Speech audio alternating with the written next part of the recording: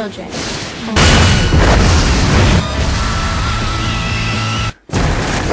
Hit me! Let's put a smile on that face. What was that all about? If we're gonna date, you may have to defeat my 7 evil exes. So what you're saying is we are dating? I guess. Does that mean we can make out? Sure. Scott Pilgrim!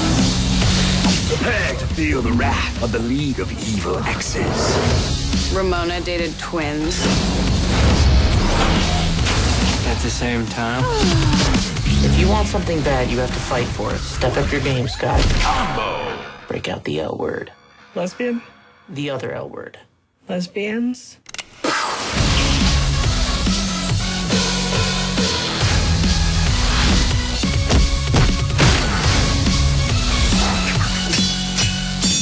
What are you doing? Getting a life. You want to fight me for her? Why on earth would you want to do that? Because I'm in love with her.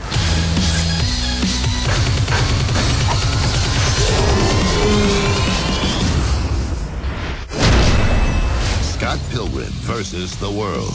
Thanks for tuning in, everyone, and welcome to this week's movie review of Scott Pilgrim versus the World, starring Michael Cera, Mary Elizabeth Winston, Chris Evans, Brandon Routh, and Jason Schwartzman. When I saw Clerks 2 for the first time, I was pretty sure that no film or comedy would ever top or rival it.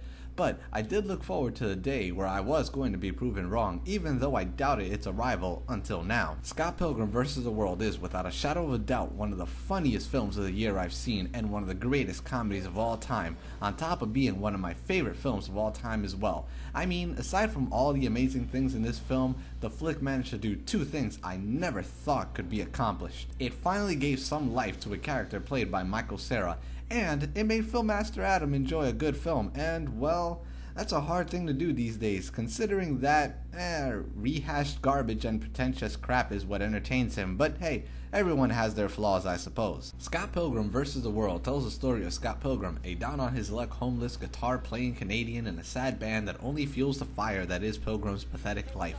One day, Scott comes across Ramona Flowers, a dimensional traveling beauty who delivers packages. From there, the story and chaos begins with Scott's adventures with dating Ramona and facing her 7 evil exes. Yeah, does that make any sense to you? Well, it depends on the viewer.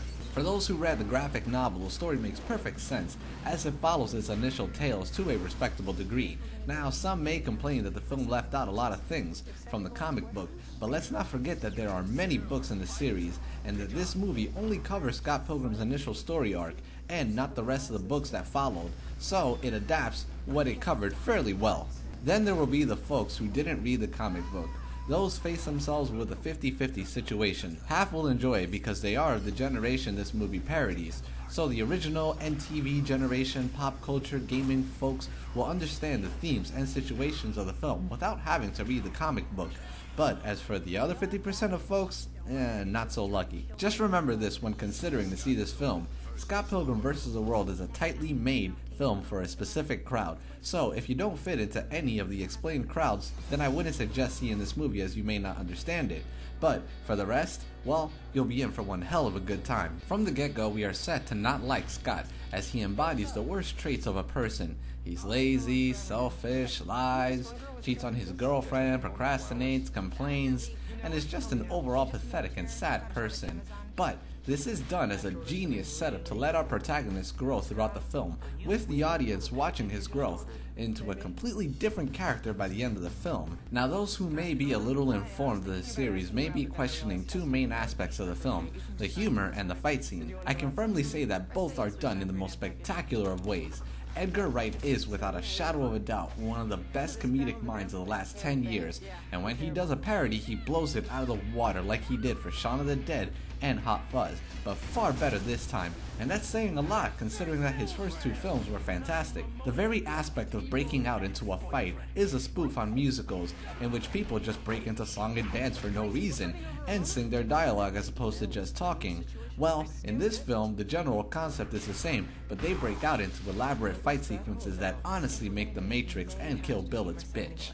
I know it may be a hard thing to believe considering that this is a PG-13 film, but trust me when I say this that the fight scenes are truly an amazing and spectacular new thing. When having elaborate fight sequences, many films compromise some, or just have one amazing fight scene, but this film has 7 of them, and all of them are done extremely well, as if they were the climax to a martial arts film.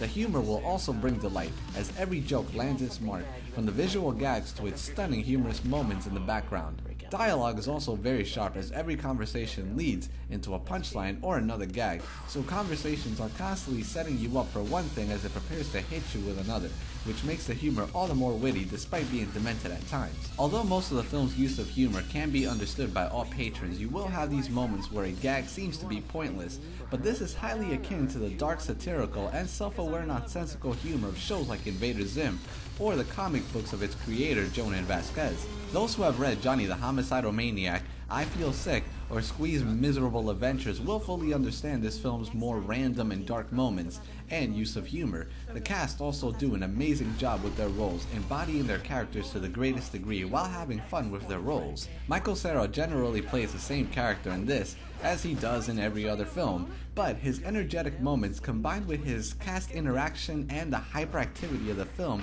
does aid to bring something fresh to his character, which has never been seen before.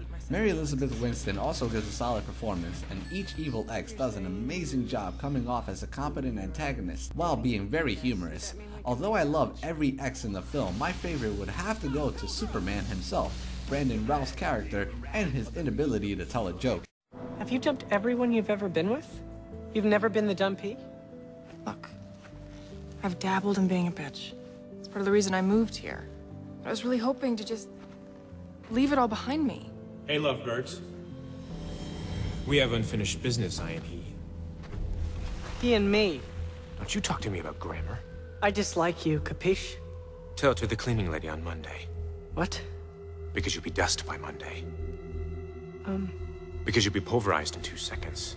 And the cleaning lady, she cleans up. Dust. She dusts.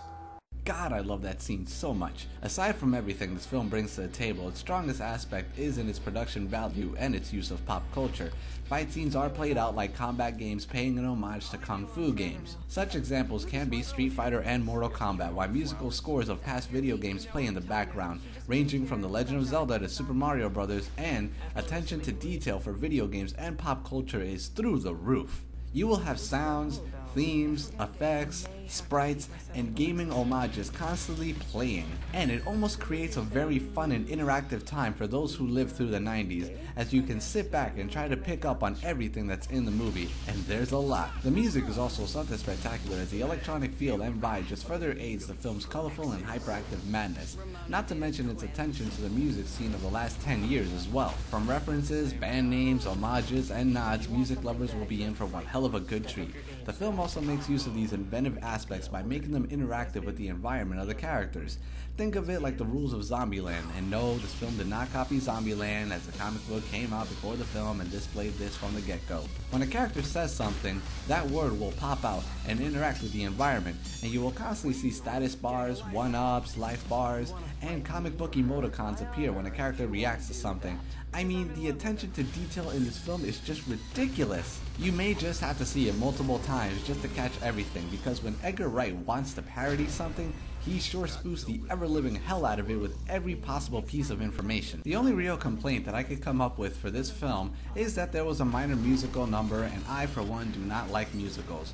But that's a personal thing and not a factual error on the film's part, so I can't really complain about that. Aside from that, everything is done stunningly well. The writing is excellent, dialogue is sharp, fight sequences are intense and inventive, the humor is witty, cinematography is great, and the pacing is quick and constant. This, as it stands, is my favorite film of the year and pisses all over Toy Story 3, showing it how a film stands on its own merits as being inventive instead of relying on nostalgia and being the first. Oh man, how I look forward to the reactions of that comment. With that said, I highly suggest giving this film a watch, because if you don't, then you'll be missing out on one hell of a great time. Scott Pilgrim vs. the World gets a stunning 10 out of 10. What are you doing? Getting a life. We all have baggage. Yeah, well, my baggage doesn't try and kill me every 5 minutes. You punched me in the boob. Prepare to die, obviously. You want to fight me for her? Why on earth would you want to do that? Because I'm in love with her.